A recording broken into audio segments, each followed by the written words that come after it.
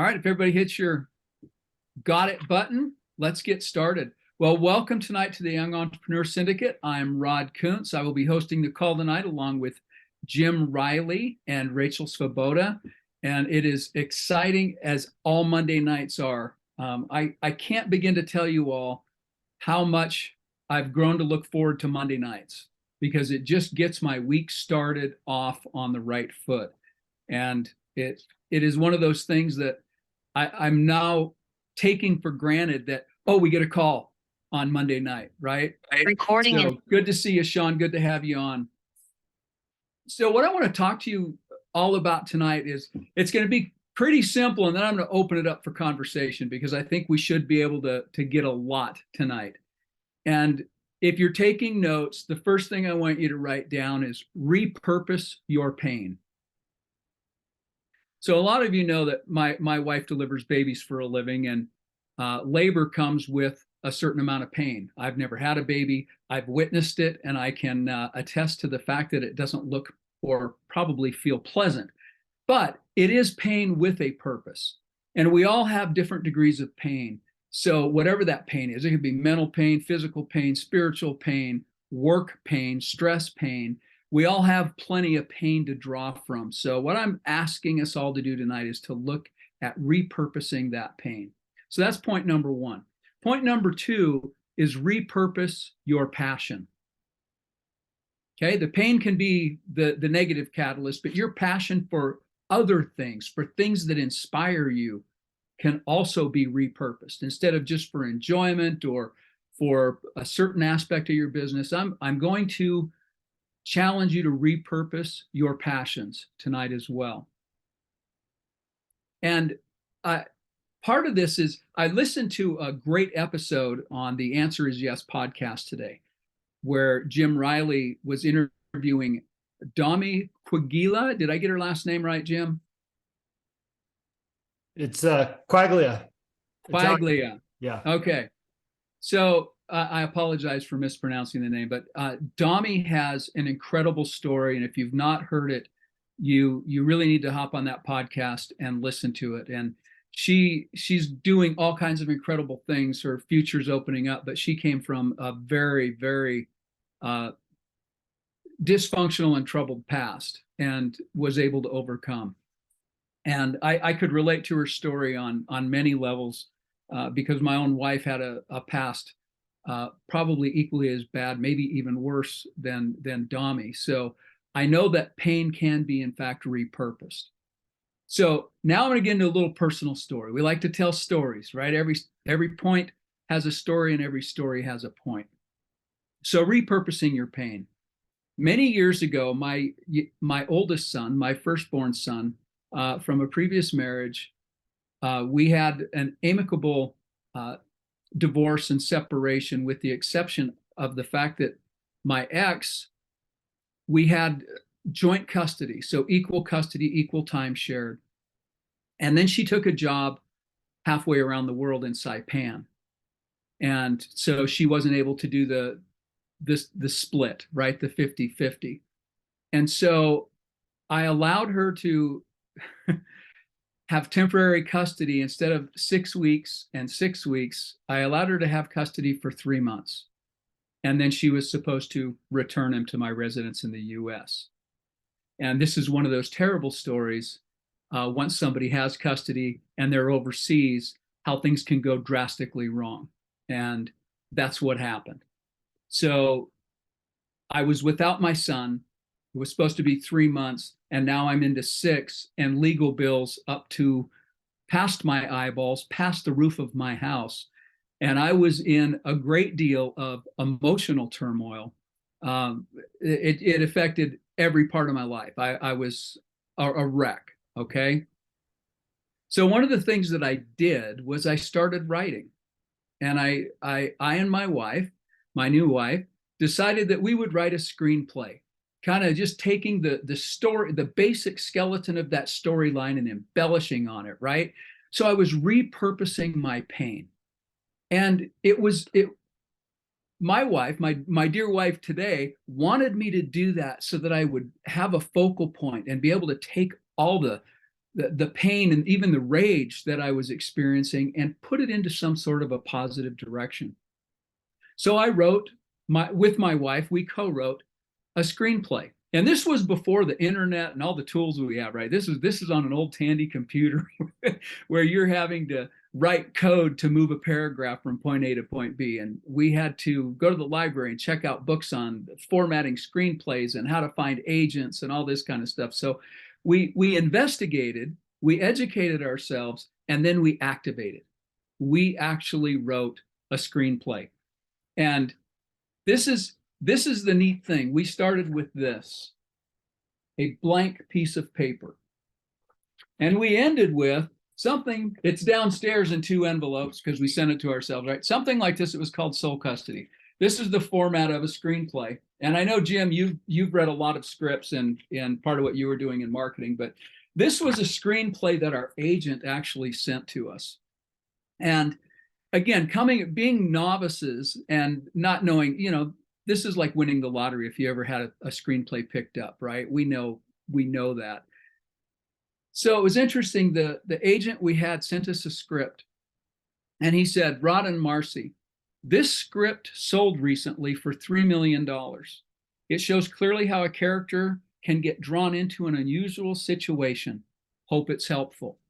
He sent this to us because there was enough in our screenplay that he wanted us to rewrite a part of the backstory.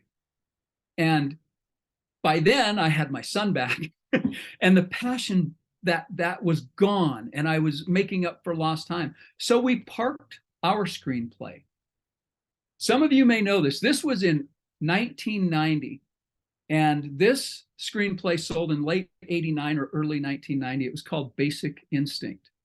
I don't know, anybody raise your hand if you've heard of the movie Basic Instinct. Some of you are old enough, right? Michael Douglas, Sharon Stone, great story, great drama. But that script sold, and it started just like ours with a blank piece of paper. Paper and passion. $3 million. That was then. Today, that script, the value of that script with inflation is $6.45 million. A blank piece of paper turned into $6.4 million. Think about that. Think about how you can repurpose your pain and turn it into something. And what I want to emphasize here tonight is not my story. What I want to emphasize is what we teach, preach, and practice here. And that's to put your goals on paper and turn those goals into something tangible. Writing a business plan. Jim, I know that we both coached, counseled people, and they come to us, so I've got this idea. No one's going to talk to you if you don't have a written business plan. Ideas, they're a dime a dozen. They're out there everywhere. If you don't put pencil to paper and start formulating a real plan with a real strategy, looking at real issues and dealing with real dollars, real conflicts, you're not going to get the pain and the passion to turn into profit. You have to do the work. And that work is as simple as putting something on a blank piece of paper. Start your business plan. Look at that business plan often. I know many of you on this call tonight have started new businesses, right? You started with a business plan and you've got it. Go back to it. Take a look at it. Make sure that your pain or your passion is still fueling you in the direction with the values of your business and the values of the audience that you're attracting, right? I know, Fred, just listening to your podcast, I know what's fueling you've got a different kind of pain. You've got a social pain. You've got a cultural pain that you're trying to edge in on. Mrs. Claridge, I know where your pain came from. Being involved with an active shooter situation, you turn that pain and your passion into a business. Sam Riley, I know about you, and I'm sorry that Mr. Cartwright's not on the call tonight. He's always a great guest and a great member. He really contributes. But two things happened there because he started a podcast as well. What most of you don't know, some of you might remember Will Cartwright. That's Bruce's son. actually was in a spot in his life. He wanted to do something on his own. He didn't want to just go work for someone else. He was one of those graduated college and felt lost, had no purpose, no drive, no direction. And he got pointed in a couple of different directions, and his life has taken a different trajectory now. But there are so many ways that we can take our pain, repurpose that pain, repurpose our passion, and start making things happen. All of these things are doable, they're manageable, and we've got to get our hands on them. So if you've already got your business plans, I encourage you to pull them out again. Take a look at them. I don't care if you're looking at it for proofreading and taking notes. Take another look at your competition. Take another look, especially after our call with Rachel before she went on her short vacation. We had a download of marketing information that I'm still processing, especially on the curriculum end of it. I'm going through all that again, thinking, holy smokes, there is so much that we can unravel to fine tune what it is we do. And I'm encouraging all of you tonight. Well, I'm going to open this up for questions. I'm going to want Jim's opinion, Rachel's opinion on this, but I want to see us pushing the envelope. What is it that we can do to extract the most out of our passions and extract the most from our pain to turn it into something worthwhile, something valuable, something, if you're in it for profit, because there are other businesses that are nonprofit. Turn that passion into something. We still have to be able to convert and trade things around, move things from the non-existent to the existent, from an idea, a concept, to an actual business. Service or product has to change hands for a transaction to be made. Let's be intentional about this. Let's be very intentional about this, and it will take all of us to new levels. So that's my short, condensed version. That's my quick download, because I want to hear from the rest of you on this tonight. So thanks. This was like a mini flashback therapy session as well. Some of you didn't know that part of my story. It was ugly. One day you'll get little glimpses and pieces of that more in the future. So I'm a screenwriter as well. So Rod, I'm listening to your story about this repurposing pain. Just before I got on this call, my daughter and I went down and castrated our bull through banding. And I'm trying to find out what the purpose is for him on that pain. I guess, I don't know, live a life without frustration for the female persuasion. I don't know. You know, what's interesting, I lost my city slicker, Rachel. She's not understanding what that all meant, by the way.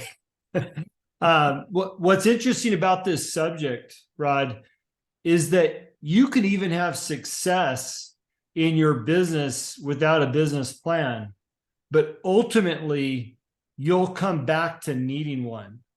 You know, I'm working with a client currently that has tremendous amounts of success, but when you start picking through like the formation or the foundation of certain elements, and you're like, hey, where's this at? Well, we don't have that. Okay. How did you formulate that structure? Oh, we don't have that. So you wind up going back and rewriting or writing for the first time the manual for your business so that you can duplicate that success in a long-term, valuation, right? And people sometimes will, I call it just dumb success. All of a sudden they're making money. It's like, how do we get here? Well, I don't know. We didn't have a plan. And you'll find by having that plan, you can not only explain it to others, but you can grow from that. You can take left turns and grow through those left turns with the proper foundation. And it's so often overlooked. And as you're aware, Rod, or Mr. Kuntz, I should say, our students are walking through an executive summary plan of their businesses.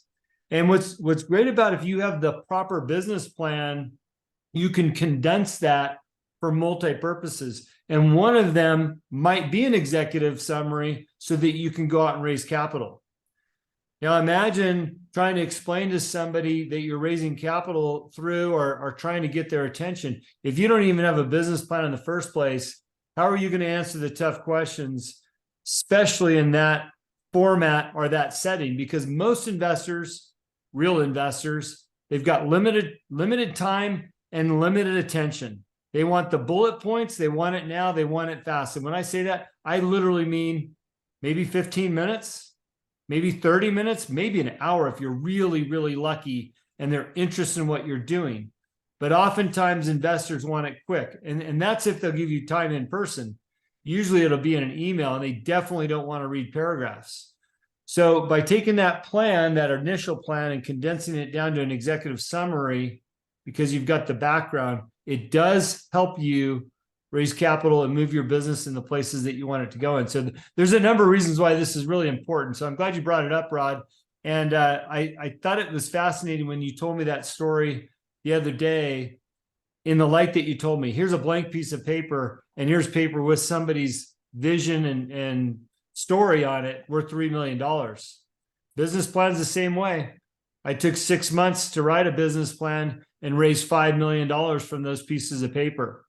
You know, and I would say it was blood, sweat, and tears. It wasn't really sweat and tears. It was a little bit of blood late night. But at the end of the day, the quality of the work that you put in up front can pay huge dividends. So thanks for that. I'll turn it back to you. Thanks. Well, I want to mention there is, you called it dumb luck, and there's value. I'm gonna change that to something else. I'm gonna call it IOF. That's what in my world we always called it. IOF stands for ignorance on fire, right? And that's just raw passion. Just go out there and push. That will, in fact, get results, but it's not sustainable. I don't know if any of you have ever built a big bonfire and you blow on it. You give it enough oxygen, right? You have the right fuel at the beginning and you give it enough oxygen, that thing will blaze, right?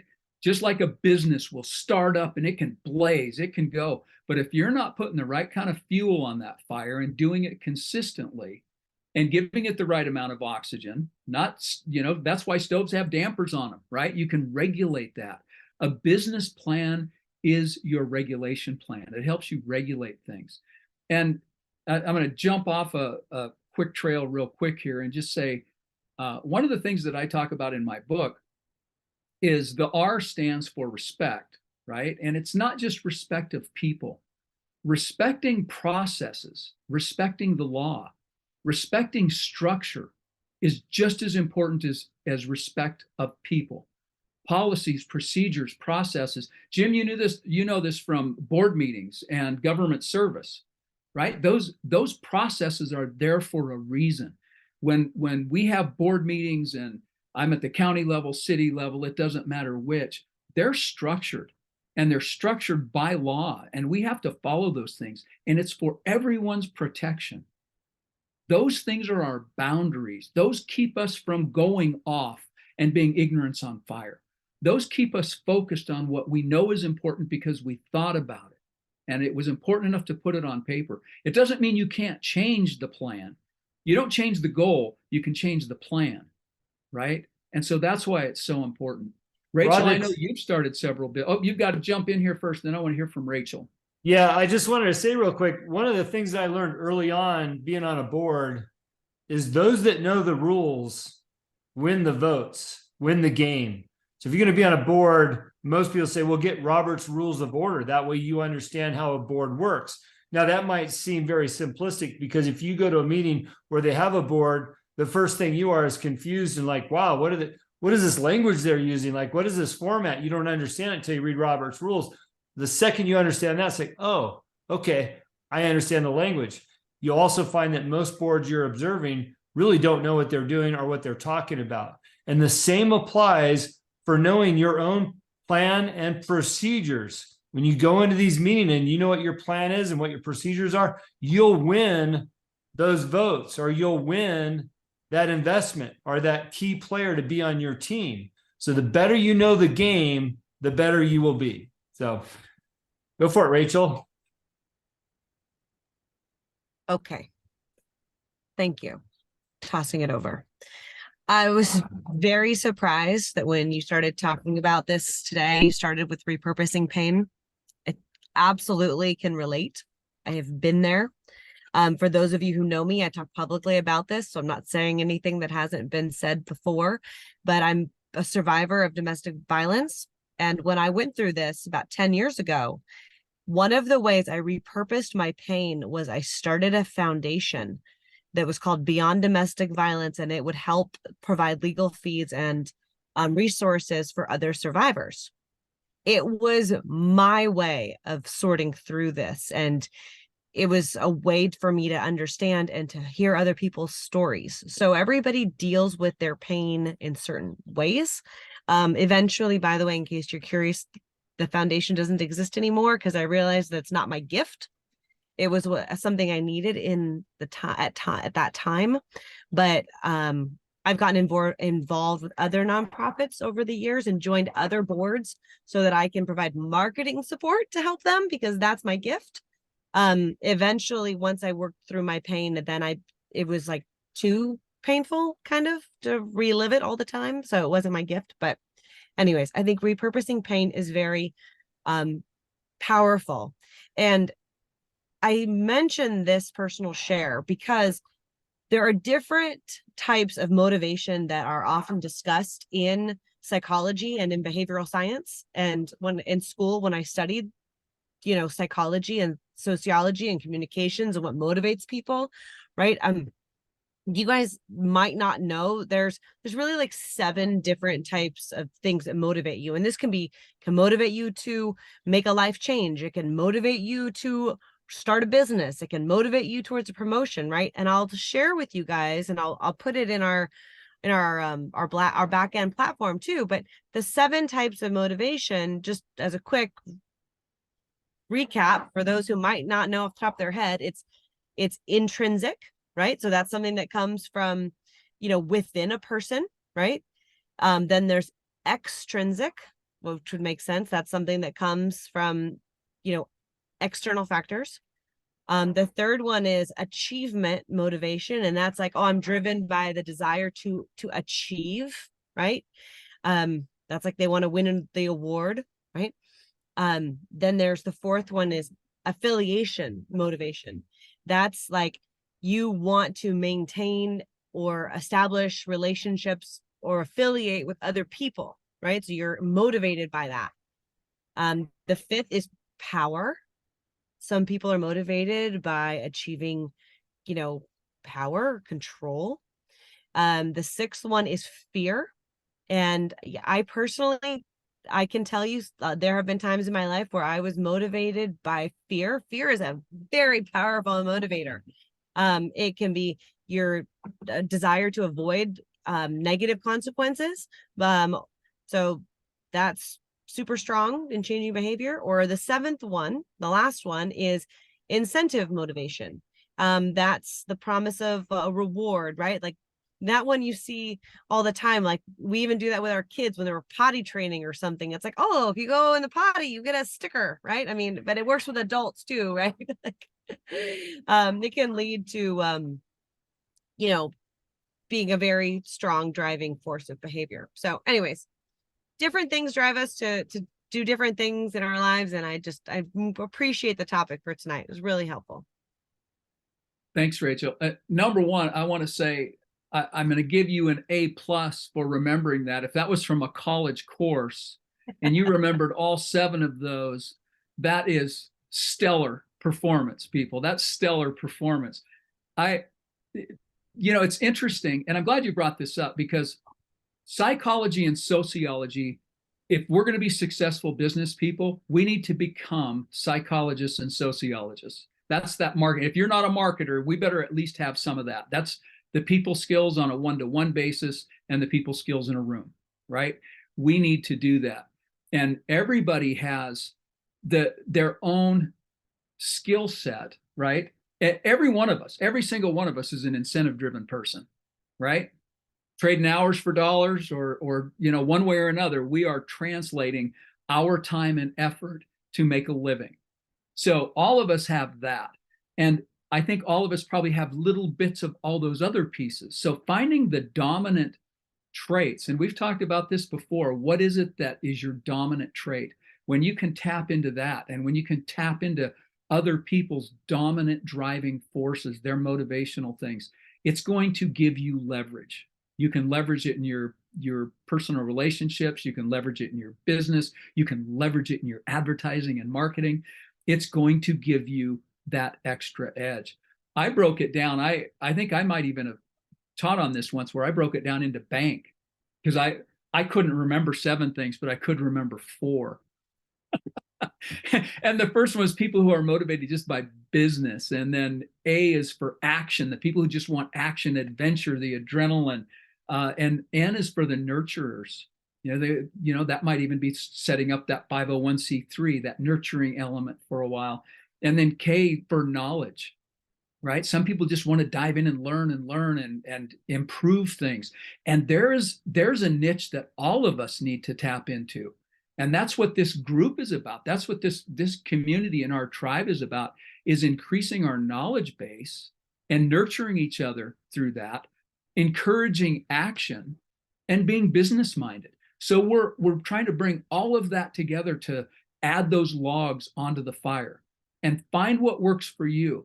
Whatever message you end up taking from this call tonight that adds a little fuel to your fire, adds a log to it, blows a little oxygen on it, that's what we're looking for. And it's going to hit everybody a little bit differently. I hope everyone's on fire after this. Rachel, again, the fact that you remembered all 7 of those was like rattling those off. That's like an oral exam. I am as always, super impressed. So don't make me call you out. Somebody raise your hand, or I'm going to start calling people out. Rod, I just wanted to share something I heard today. And this is good for the group also. So I texted this to you earlier. The line was, the quality of your life is the quality of your questions. And oftentimes we're wondering, who we are, what we're doing, what we're in business for, all those things we ask about. The quality of our life revolves around the quality of our questions, because typically you're asking questions of people that can help you. Or you're asking yourself the questions to get you to where you want to be. Now, I'm not going to take credit for that. I heard it from Tony Robbins today. If you've been on the internet in the last 10 days, you've probably seen Matthew McConaughey was having a big life-changing event today. They probably spent millions promoting it. And I thought, I'm going to jump on and see what Matthew McConaughey has to say with Tony Robbins and Dean Grazios. And you know what? The interesting observation that I had, by the way, 2 million people on their Zoom call. 2 million people on the Zoom call. What I like to do is jump on and hear what their message is, but I also like to see, and I love these calls because just like this one, you can see people that are watching the call. You can see what they look like. You can see their intent. You can see their interest. You can see what they're doing while they're listening. And one thing that I've learned is we're no different than anybody else, except for the fact that we're busy being involved to be better, which is what we're doing here. We're seeking the tools to improve whether that's our lives, our business, our camaraderie, our relationships, our community here with one another. We're actively moving in a direction. It was neat to see the fact that 2 million people got on that call. Now, they weren't offering what we're offering here, and that's more of a community to take you a direction and answer those quality questions that will lead to a quality life.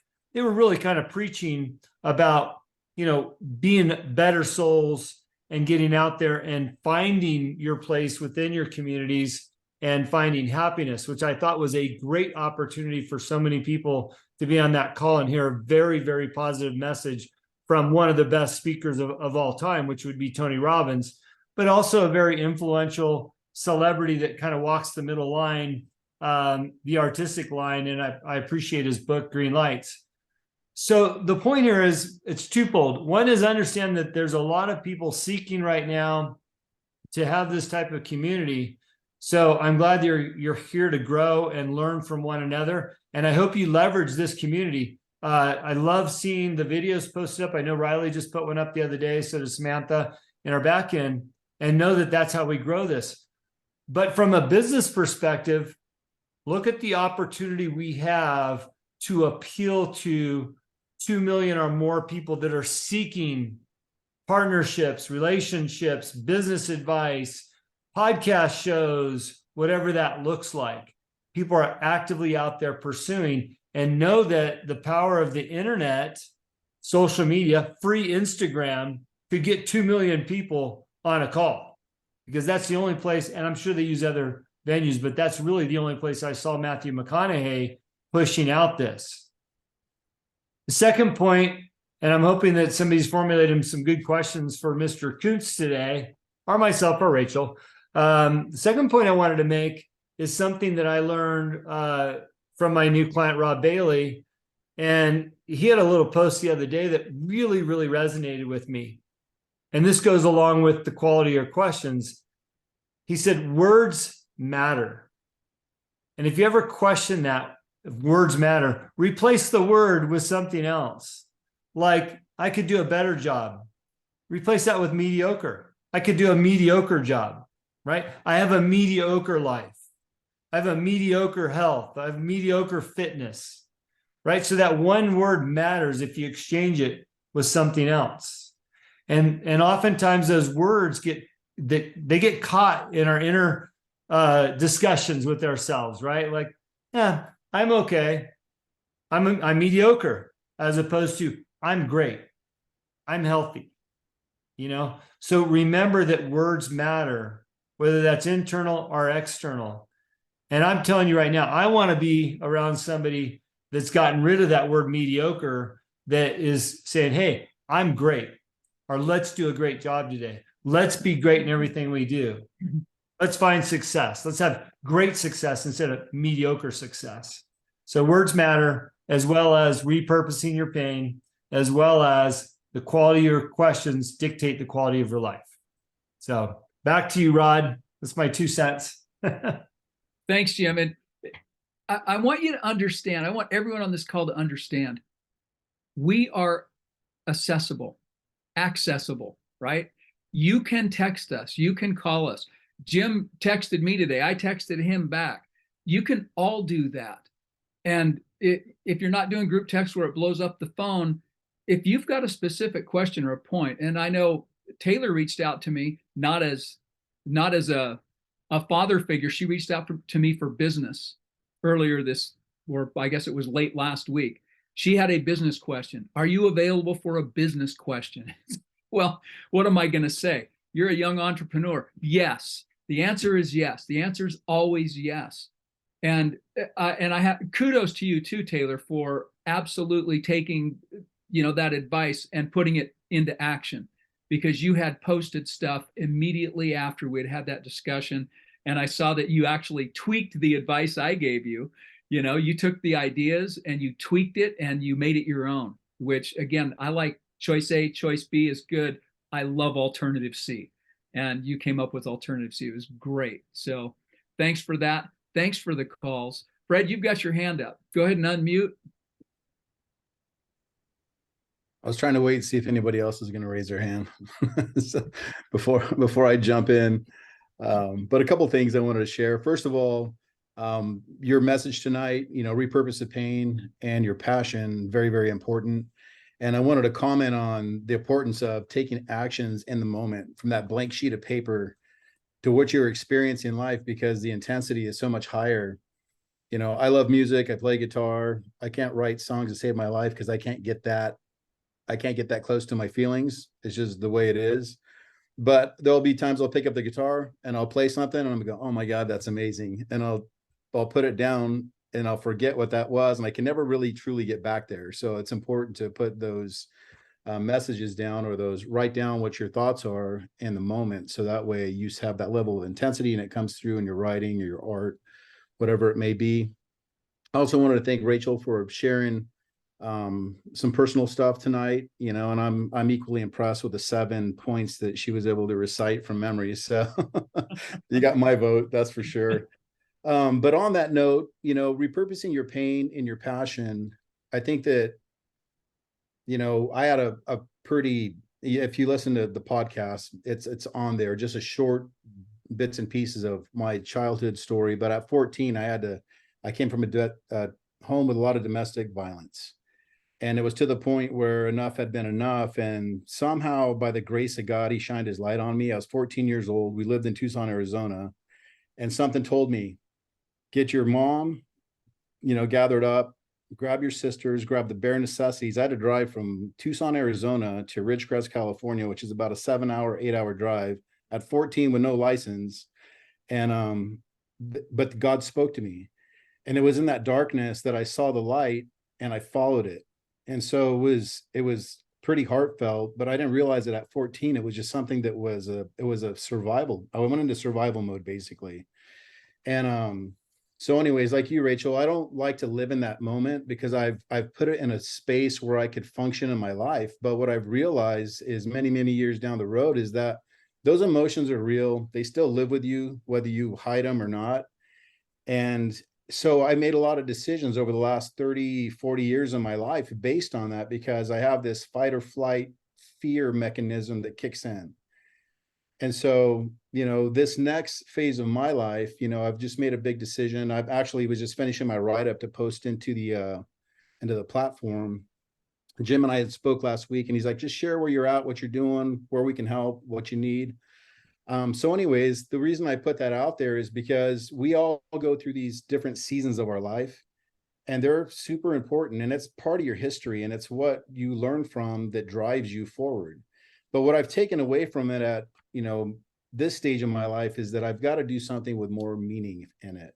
Now, trust me, I've been blessed in so many ways with careers. I've made more money than I can ever dream of. Not that I have a lot of money, but it was more than I expected from a kid that has a high school education, got to work in corporate America, and, have all the, great accolades that come along with it. But I feel I feel like called to serve more in a different way at this point in my life than I have for just making a living. So, and I think that these groups that we're in, I always go back to it's kind of mission based, but we're on a mission to make this world a better place. Like Jim said, I was on that same call with McConaughey earlier, kind of listening to it as I was working today. And there's a lot of people that need that help. And so if you're at the forefront of that season where that trauma is very heavy on you and you need to share your story, by all means, you should share your story. I listened to the podcast with that young lady that you interviewed, Jim, and there was a lot of similarities and where she came from. And so there's different seasons for different people. Some need to hear that right away. Some people are tired of telling the story because you can't keep living in that moment over and over again because you're not moving forward yourself. But one of the things that I will share is I had this anger in me for such a long, long time. And I've had to learn to overcome this anger in different facets of my life, whether it's my childhood and business, people that have done you wrong. And so forgiveness is pretty powerful. And so, but I couldn't forgive my father for the heinous acts that he had committed, and the level of just, it was horrific. But what I learned along the way is I had to view him in a different light, which was taking him back as a child, an innocent child that had experienced life in a different way than I had. And I can assure you my life was a 1,000 times better than his life was. So he had learned bad behaviors, had some bad traits, but I couldn't find this forgiveness for this individual until I saw him the light of a child that was innocent and pure, and hadn't experienced the trauma of his own life that he cast upon us, which was a fraction of what he had experienced. So anyways, long story short, I found a way to find forgiveness for different situations in my life. But in doing that, I'm leaning a lot more these days on just the guidance of our Almighty. And you trust in him. Just like when I was 14, I had no idea what I was doing. I learned to drive a car in a dirt field, you know what I mean? So now I'm driving a van 8 hours, from Arizona to California, but I just followed the light, and I'm following my calling. And I feel that it's important that we share those things, because sometimes we're in this fight or flight, or, the consequence is going to be so severe that we could never recover. And sometimes we just have to go. Business plan or no business plan, or work it out as you go. Build the wings on the way down is what I've always heard, in recent terms. But anyways, I wanted to share that because there's a lot of value I think that comes out on this call. And the more, real we get with each other, I think we're going to find more valuable nuggets, because we're talking about real situations that lead to real results. You know, we're all human, and we got to figure out how we play this game together. So, anyways, just wanted to appreciate or let you guys know that I appreciate your comments and sharing on that note. So that's Fred, it. thank you so much for being so transparent and vulnerable, and Rachel, you as well. I think I've probably opened up more about my own vulnerabilities, trying to help other people overcome on this format than I ever have in my life. So it's also new for me, but there's value in this. If you aren't seeing that already, you will get it. There is value in what we're talking about tonight, and the takeaways and how we can apply that to not only our lives, but how can we reach other people. And Jim and I have, and Rachel, I know you agree with this too. This is a relation. Everything we do is a relationship business. Every transaction we make, every time we're trading dollars for our hours for dollars, we are making a relational transaction. And if we can up our own game, if we can get in tune with ourselves and make ourselves better and help other people get better, we're going to be up in our game on every front. And we're not here, not one person is on this call by accident, I assure you. There is a purpose there's a reason, a purpose that you are here, and you're going to hear something, or you've already heard something tonight that will resonate with you. It's going to drop that seed in and let it go. Does anyone else have any business questions? You want to ask any business questions tonight? Bring it up. Rod, while you're waiting, and don't allow me to take away from your questions, so pop them up. But I just wanted to, I know I can hear Samantha downstairs preparing dinner and all that stuff for the kids, and I know she's listening in, but I just want to say that because I know her story firsthand, we talked before about her pivot from doing online retail business on Shopify to finding her own passion. It wasn't necessarily through pain, but it was her own passion through people asking her for help in other things that she appeared to be good at. And that was branding and logos and, developing a website on Shopify and things like that.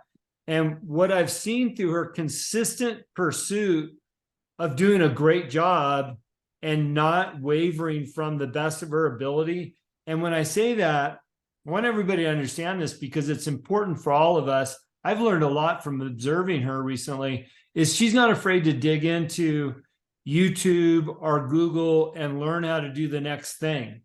And I've watched from afar, like, hey, what are you doing over there? And she's got her head down and she's like, oh, I just taught myself to do this or do that. Or she's reached out to Rachel because Rachel's offered it, like, hey, how do I do this? And she's leveraging this community. And I'm proud to say, I know right now, she has too many customers coming her way in a short period of time, in less than 6-7 months. And she's starting to defer it back out to other people because of her constant pursuit in doing a great job, offering a service and being on her A game. And I know that a lot of that's coming from here, that she's feeding this fuel from one another. I know she talks to Taylor and Riley and Rachel, and I think that it's infectious. Don't take that lightly, that everybody's here for those same reasons. And again, I just encourage you to network amongst each other and allow this community to expand, because I'm seeing it firsthand what's happening to somebody's business that lives and breathes what we're talking about here. Thanks, Jim. I don't see hands popping up, but I'm going to, so unless something comes up in my closing room. Oh, Jim, I do see your hand. I don't see a yellow one, but I'll take a hand raised. Mr. Spilson, unmute. What do you got for us? So I hate to go back and stray away from tonight's topic, but in regards to last week's topic of getting in the room, so I don't know if I'd mentioned it in this group. Jim, I know I had spoken with you about this, trying to get a hold of Ryan Bowen, that I had seen through Sean's group. And it was something that really kind of struck me as an opportunity. And I pursued a lot of the advice from this group and from another group and from talking with people like Jim of how to get in front of this person. And my persistence paid off. 2 months later, I thought the opportunity had just kind of fallen off the bus. I got a phone call tonight and I looked at my phone and it just said the man. And I'm like, wow, the man's calling me. And I had no idea who it was. And he's like, this is Ryan Bowen. And he's like, your persistence, everybody on my sales teams know who you are. And they're like, you've got to call this guy. And because of the relationships, because of being in another group, being in the right room, he said, here's what I'm willing to do. I'm basically creating a new opportunity. We don't have this yet. He gave me some tremendous pricing to be able to go out and resell his product. And he basically just said, here's what it is. I'm willing to do this. This is what I need from you. I said, you know what? I'm not even going to think about it. I'm not even going to stop and have the conversation with my wife or family to see about what it was the right time, the right opportunity, being in the right place. And because of the connections and being in the right room, an opportunity has come up that is just incredible. And here's my money, take it. Let's get this going. And he's literally within an hour, he says, I'm going to ship it out tonight. You will have it in the next couple of days. If you need anything, you have my number, you text me, you call me, and you'll deal with me. I just saw that. So I have a direct line to the owner of the company, and things are going to happen. So it's awesome, kind of seeing it all come full circle a week after the conversation that we had last week about getting in the room and how important it is. And when it's right, and when it happens, don't ignore it. So I've jumped on the bus and things are moving. Jim, that's awesome success story. By the way, that's Ryan Bowen picking my nose last week, only because he picked my wife's nose on an airplane. I'll take zero credit for what your interaction has been with Ryan. I did tell him, I said, there's a guy out of Chicago trying to get a hold of you. You see that pop up, he's in our group. But Jim, what a great story about your persistency and ability to stay on top of it. And I also want to give Jim credit. We're interacting on something, and I've been impressed with every email interaction I've had with Jim, and it says a lot about who he is. So I am not surprised at all by your success over there and what you're getting. And by the way, you got 3 hands that just popped up. So you got Sean, Taylor, and then maybe Sam. So go for it. All right. Sam's hand was actually up first. So Sam, if you're available, go ahead and unmute. There you are. Hi, y'all. Glad to see you all here. I just felt like Jim was saying such nice things. I was embarrassed real quick there. But my drive and everything has come completely from this group. And I just look forward to getting on here every week and hearing what you guys have to talk about, and just everyone who gets on here with consistency, your accountability to show up for these calls. We all have stuff going on.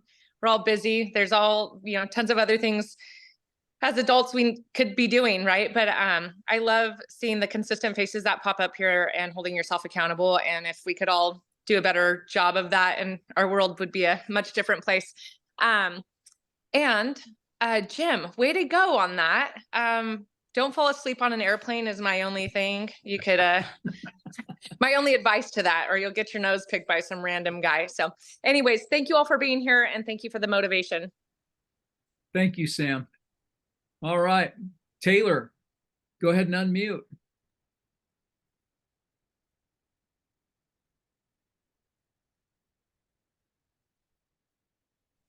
So sorry, technical difficulties.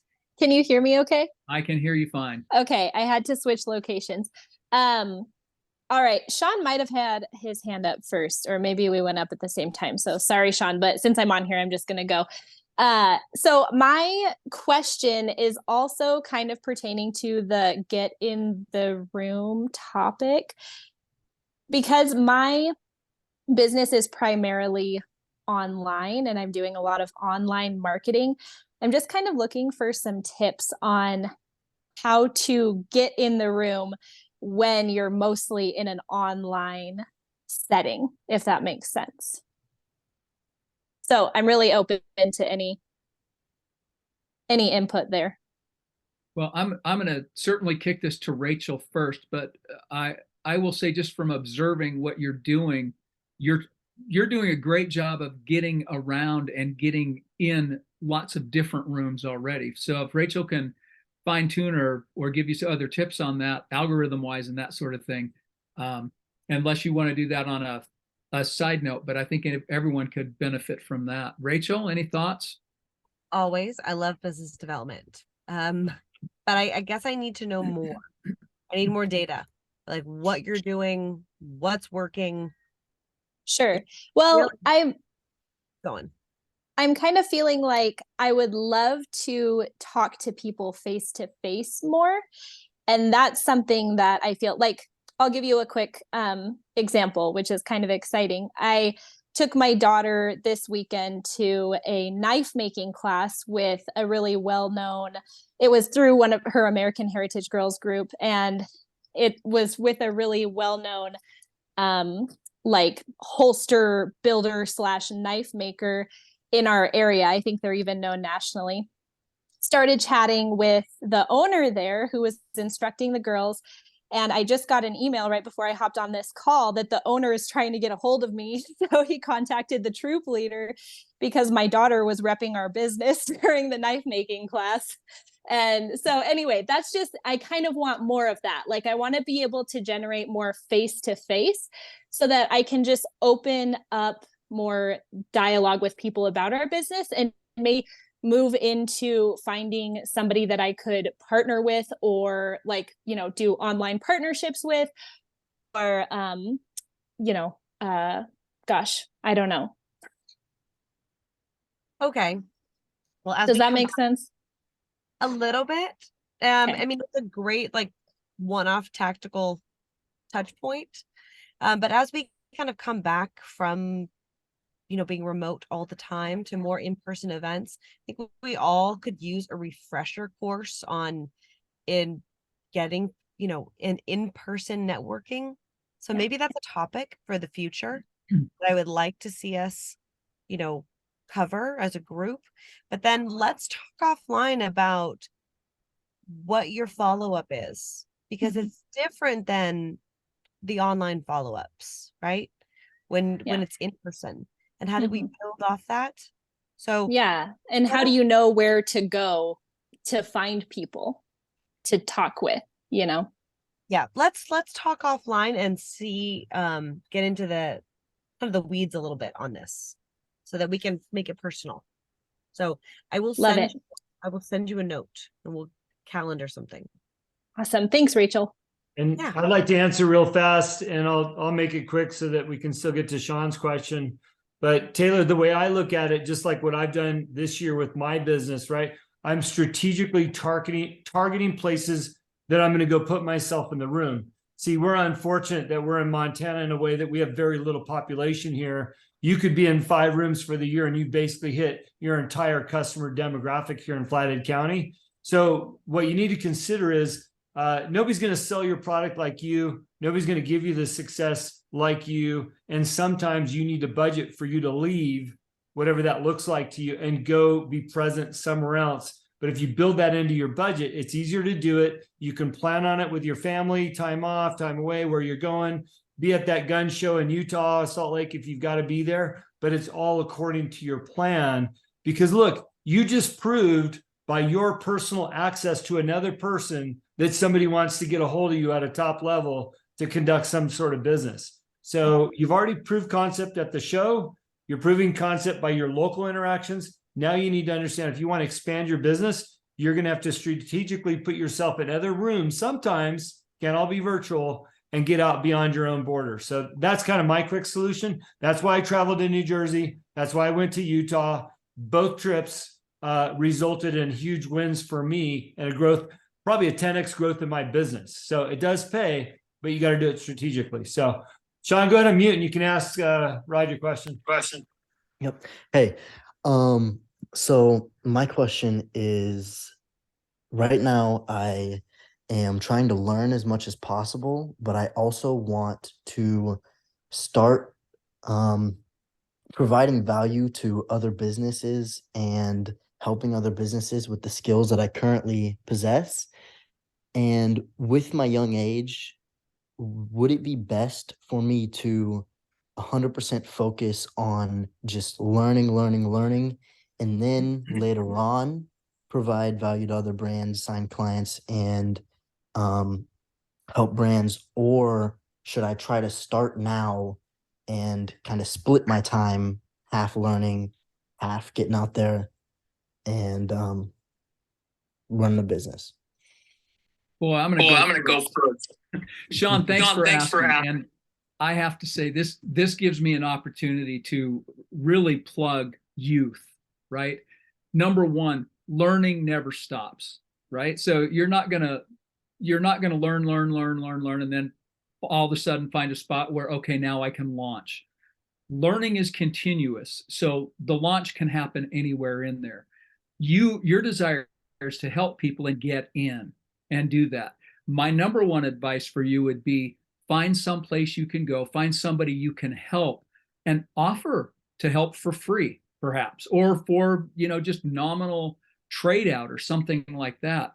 Offer your services so that you can actually show people that you're capable despite your age, that you know things that can benefit their business no matter what. Because I know what you're doing, and you're out there. You've got skills. So you just need to be able to demonstrate some of that to some of the people that you're already thinking about, perhaps. Offer something free, and then that's your foot in the door to say, well, I could do more. In fact, that you could use that as an assessment tool. Go in and assess some of those businesses and say, this is what I could offer you. Here's what I can do, X, Y, and Z, A, B, C, D, E. And I could do it on, a certain hour basis, and this is what I would charge. You can come up with something like that without even having a formal plan. But if you write down what your goals are in that meeting or in that exchange, it's going to give you something to leverage off of.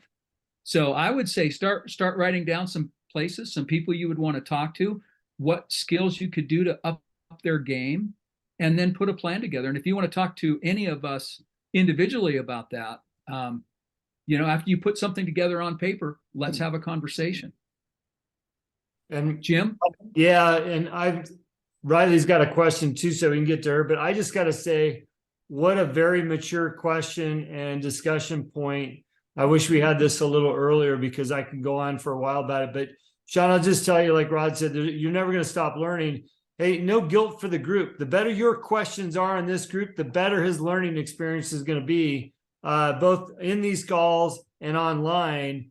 And Sean, you're welcome to call me anytime, because I'd love to mentor you more as often as I can and get you where you need to be. But to Rod's point, you can also offer services, to a number of people, maybe somebody in this group, where you can learn from them as you grow your own business, but you're providing value for them. So I'll leave it at that. If you want to connect with me offline, I'm happy to take the call. Riley, go ahead and unmute. So I had a question kind of in regards to what you were talking about, Jim, and then also kind of to Rachel too, because with strategically targeting, like putting yourself in places to strategically target your demographic for your business and everything. What is, like, do you have a specific, because obviously if you're traveling and going places, you have basically that one shot to get in that room and meet as many people you can and talk to as many people as you can, and I guess sell yourself. And so do you have a strategic plan before you enter that room as how you're going to do that? Well, I would say, first of all, treat that attendance. Let's just use my New Jersey trip as an example a couple of weeks ago. Treat that attendance as real dollars. I spent money to get there. I need to, get the return for my investment. And what that means is getting up on time, not drinking all night, shaking as many hands as I can, bringing a stack of business cards. In my case, I brought 50 books with me and handed them out to participants, and get involved and know what your mission is. Know why you're there, know what you want to accomplish while you're there, and what you're going to come back home with. So do things with intent and purpose. Don't just go attend. I see so many people attend shows and they're walking around aimlessly because their bosses told them we had to participate in this show. They're getting zero value out of that, not only for themselves, but for their employer. So go with intent. what I like to do in my business, because I work for myself, is I pick a percentage. In my case, it's 20% that I reinvest in my business that I'm going to go out and market or attend, whatever that looks like, so that I can ensure success. I know what you do for a living, and you might want to look at, okay, how do I reinvest some of the money I make to be better and more successful when I attend these events or I'm doing my outreach? So that's my quick answer. I don't know if Rachel, if you want to add something to that. Yeah, I want to add that. And all right, so do you see that movie, The Devil Wears Prada? Oh yeah. Okay. Remember that scene in the movie where she's standing there at the event and she's got the two assistants there and they're whispering in her ears who all the guests who are attending are, because the assistants have had to memorize in the book who they are and something interesting about each person, right? Yep. So you should be, just like Miranda Priestley in Devil Wears Prada, the smartest person in the room before you go to the event. You should know who's speaking. You should know who's on the panel. You should know what sponsors are there. You should look them up. And like, I always want to be able to know that, all right, I want at least one question with each of those key decision makers who are there, right? I'm going to have a chance to talk to them. What's my one thing? Networking. We should have a whole session on networking, because I'm going to want to tell them something about myself that's memorable. I'm going to want to ask them a question. I'm going to want to have a reason to follow up with them. I don't care if it's, I read an article that I think they would love that I want to send them that's going to add value to their life, or a book recommendation, or a YouTube video, or like something that I know that they're passionate about, that a nonprofit is doing, that I want to invite them to be my guest at, like something to add value. So, I definitely advise you to research. And if you have time to take it one step further, message them in advance. Be like, hey, I'm going to be at this thing. I think you're going to be there too. I'd love 5 minutes of your time, or I'd love to set up a coffee with you for before or after. Like, make those sessions in person work harder for you. The other thing is, sometimes you can do that and sometimes you can't. But I always tell my staff, if you can get one thing out of that networking event, at the bare minimum, that's a win. You don't have to stay and be the first one there and the last one to leave and try to get it all done at once. If you get one solid lead, that's a win. If you get anything more than that, pat yourself on the back, job well done, right? Because otherwise you might find yourself driving yourself crazy, being like, oh, well, there's 4 events today and I'm going to try to hit them all and I'm going to be the last one there. And it's like, wait a minute, no. Can't do all of that, but try to get some quality out of each one, and doing this research in advance is going to help. So I have a whole presentation on this. I want to step in again too. And by the way, if you got to go because we're over our time, don't feel guilty if you're going to bounce. But Riley, I want you to hear this, or anybody else that wants to figure out how to make more out of an event. You can do exactly what I did in New Jersey, going back to that example. Ryan Robbins, who hosted that very big event with some huge power players, we spoke early, and we were talking about me speaking, but Keaton, he had a small crew. He wanted the speakers to be small, so he didn't want to add anybody else. So I said, well, how do you feel about me adding an event that I take care of, and we call it a coffee meetup? And he's like, yeah, great idea. So what I did is I leveraged his, $50,000 guest Keaton and $20,000 to $40,000 other guests that were all there, Nick Santatassos and Rob Bailey, all these other guys. I leveraged all their presence and all the guests that paid $500 to be there to come to my event just before that, in the same building, 20 feet away from the entrance. We did a coffee meetup. And guess what? I also leveraged, because I'm bringing extra value to his event in a way that people could leave with something, including those books that I gave away. I also was able to be in all their video content and treated just like one of the speakers, if not more, because Ryan wanted to give me more to make sure I realized he was appreciative of the added value. Okay. So you can take an event and leverage it for your own purposes. We used to do that with wine and spirit conventions out in Vegas. We didn't even want to waste our time on the convention floor because it's a mess. If you've been to any convention in Vegas, it's always a mess. We hosted cocktail parties down the road, away from the mess. Hey, when you're done on the showroom floor, come by our cocktail party. free of all the hassle, grab a cocktail and network. There's always a way you can leverage things outside of what's happening there. So that's my 2 cents. I'm happy to, talk more about it offline, but I needed to get that out. Rod, thanks for a great call tonight, by the way. Hey, you're very welcome. I know we're over time, and Rachel, let's definitely do a networking call. I know we've touched around a lot of these different issues, including being a professional stalker, right? So I know you're going to bring the value with that, but I know that all of us have done our fair share of networking, and we're going to get some value on that. So we'll see you all next Monday. Thanks for hanging in there a little bit late. We always try and get done in an hour, but if there are good questions, quality, we're not going to bounce until we're done. So appreciate all of you. We'll see you next week. Have a fantastic, phenomenal, profitable week.